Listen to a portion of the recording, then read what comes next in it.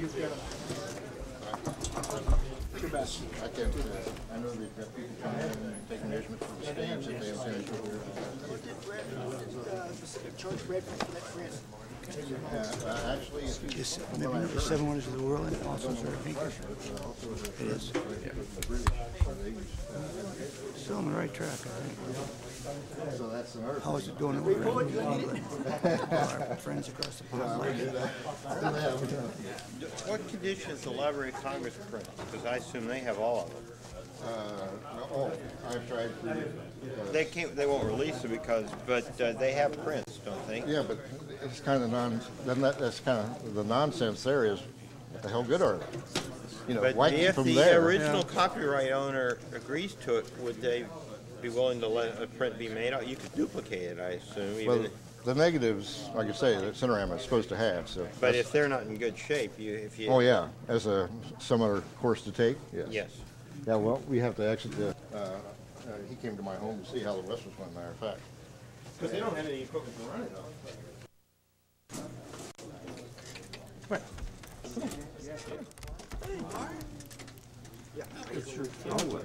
What does it look like?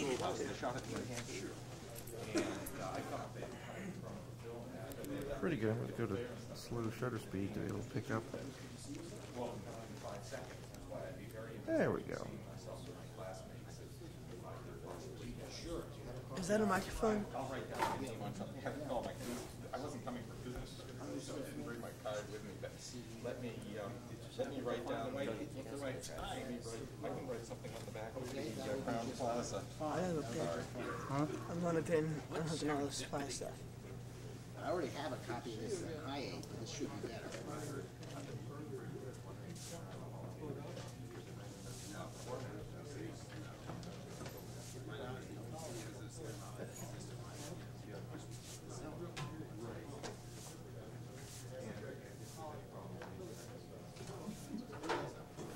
Neon Theater and its famous Cinerama screen. About the only way we can afford to see it. Kind of dark in here.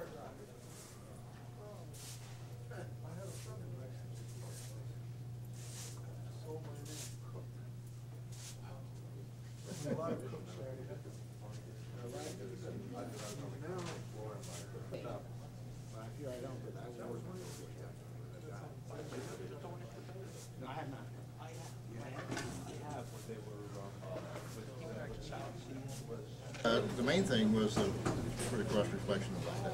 The main thing. Yeah, because it'll go Keystoning in a true Cinerama installation, the keystoning was not keystoning at all because it was zero projection angle. Yeah. The projectors did not go into the theater unless the theater could accommodate that kind of a requirement. Right, because if they don't shoot it right, then it would look Well, off. if they don't project it as well, right? Right. So the person, there's of the cameraman using the Cinerama camera, there were 3. Jack Priestley, who's now dead. He was working before he died as a cameraman in Hollywood. And I interviewed him at Hamburger Hamlet in Beverly Hills. I know that place. Okay. Well, that's where I interviewed him when he was still living, and then I never did get to, of course, talk to Harry Squire. But Gain Rescher was the only remaining cameraman of the original 3 main people who knew how to operate the Cinerama cameras. And Gain Rescher was the person who did the rigging for the snow scene in here where you think you're going to go over the cliff. Yes, and he stops. Well, Put a cable on it, yes. measure it out, and when it comes to the end, that's Giant stop. spring there or something. So, it's really, as far as Betty Marsh, she's actually Betty Jordan, she's living in Florida. And, Oh, you did know? Yes. wanting to bring it to New York. Ideally, if I could, September of next year. Oh. Because that would be the anniversary. Oh, not next year. I mean, the year 2002 for the 50-year anniversary. That'd be great. That would be for the first film, not for this film, though. Well, Yeah, this film's 54. yeah, but no, I mean just the idea of taking Cinerama back to the Broadway Theater, which is still in New York. Oh, yes. Right by David Letterman's late show, or Ed Sullivan Theater. Oh, Letterman would. Oh, Letterman would love Cinerama. She might, by 2002, be out, I hope. Thank you. Okay, you're quite welcome. Thank you for coming to New York. Yes, thank you very much for showing this film. I appreciate it. I haven't seen him for years. Keep on doing it. I like it. Now there's a book about the nickel plate, passenger ship.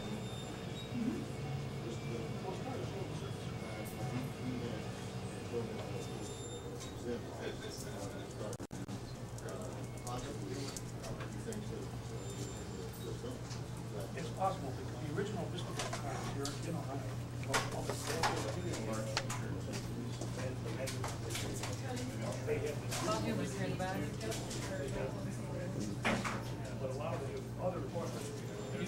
Raw neb, which is bend her upside down, is what's in there. 70 millimeter. This, we are told, is the original magazine.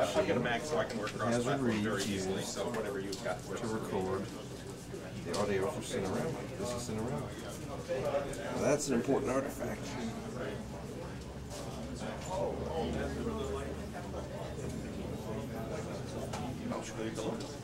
Precisely. I always liked that logo. I really did. I remember we saw Chitty Bang Bang, which, although it wasn't shot 3-pan, it was shot Super Panavision, had the Cinerama name on it. And it came out in Miami right before 2001. And I remember it was pretty doggone impressive. You'll never find on anything else. Completely. Oh, yeah, there you go.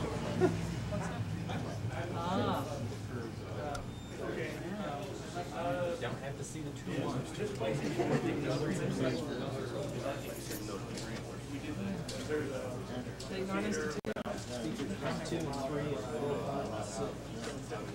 Read that sometime. That'd be interesting. And of course, the all-important threading diagram. The Salsa motor. It has to be strong enough to tell the drive motor, nope, you're not going anywhere, you're going to stay right here, because I'm locked on with a couple other drive motors, and they say, you know, to go this speed, you're trying to run a little bit faster, so it won't let it do it. So the drive motor is not a synchronous motor, it's just like an induction motor. Well, it's the, yeah, that's right. Yeah, and if it's a hysteresis type motor that locks in, and once it gets up to speed, it's even better. Right. And Cinerama really engineered things so beautifully in that the drive motor of today's type that they use in theaters, so they can run one film through 2 or more projectors. You know, if they got a lot of people coming in, and they'll put an extra long leader on the film. Well, those motors are rated at 1800 RPM and lock into the cycles per second, Synchronous. 60 hertz coming in. But to go one step better, the Cinerama motors of the type that I used in Seattle just recently, authentically being used toward the end of Cinerama, like where Hollow West was one, those theaters that installed for that, were 3600 RPM, twice the fast. So what that did was take out any vibration, you know, of an 1800 slower speed trying to lock into the 60 hertz. Okay. And they did so many things so far ahead, you know, and engineered beautifully to make their system work and to make it work almost 100% without failure, as long as everybody did what they were supposed to do. Yeah. So with that system that was used at the end, and like I have here, it's very important to know the condition of the film, and it has to be exactly frame for frame. Where the first system, if it was out of sync while running, you didn't have to stop the show. You could go to any one of 3 black knobs, Abel, Vic, or Charlie, and you could advance or retard that projector individually, even though the film was running at the time. Yeah. Until by eye, the controller, the 5th man who sat out in front of the center booth, saw that the picture was now flawless, as far as not one picture coming in late all the time or too early, you know. So it was, they thought so many things out. Of course, Russia, they went one step better when they brought out Kino Panorama for projection and had 2 projectors to project their system, so they could even make changeovers if they wanted to, but not have an animation. or have a backup system, whichever way you want to look at it. Of course, that Cinerama never did that. That just would be very, very expensive. And I wouldn't think Russia would have had too many theaters that had that elaborate system. You know? The slow sun motors are still made by GE. They're used a lot in industrial applications. Are they? Yeah, for syncing up machine tools, precision equipment. They still use them. Yeah. It's called a slow sim. Yeah, SLYSYN. Yeah, SYN. They're synchronous SYN. motors. But They're different from a cell sim motor. well, the slow syn that you probably have seen maybe is on dimmer controls. Yes. Yeah. This motor up here, the extra black motor here, that's the motor I'm talking about. That's a General Electric. They call it just simply a cell syn motor. Okay, They're actually the same you just thing. they start Right. you power them up before you actually start the projector. Yes, and And also so when you stop, you don't turn them off, Yeah, so that everything comes down in sync if you've had a film break. I see. And it's an amazing motor that way. As far as first, like once you see the size of it, I mean, it was selected I with saw that it in over mind, there. so it can control even the mechanics of the projectors coming down, so that they don't break sync, you know, as they're coming down. So I can start up and stop and start up and stop. And the thing I got to remember in my case is to make sure I take the slack that might be formed here if this has a flywheel coast. Where in Seattle, where I installed Cinerama, I sold them 3 of these units here for the projectors. So there shouldn't be any reason why film should snap in Seattle because of the payout system or the take-up system going to and from the projectors.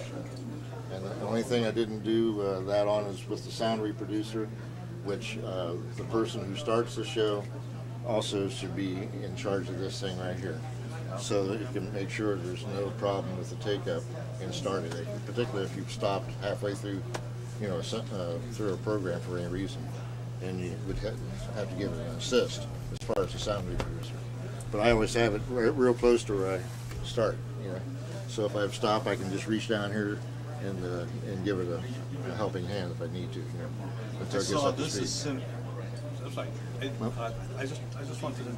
Oh, you're leaving? Oh, Yeah. okay. I'm driving back, but I just wanted to say, see you next week. Oh, hey, all right. You'll be back for, see, not the final 4, but the final 2.